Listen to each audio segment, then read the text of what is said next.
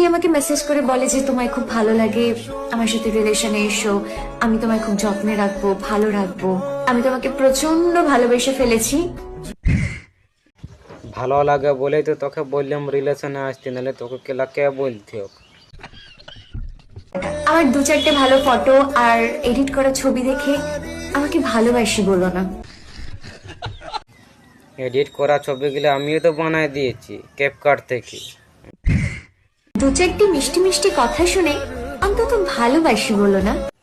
তাইলে তোকে দুঃখের কথা বলি পটানো চলবে তো? কারণ তুমি আমার সেই রাগের মাথায় প্রচন্ড চিৎকার করে সেই তেজ দেখোনি। চেঁচা কানটা পাতিয়া ছিলে।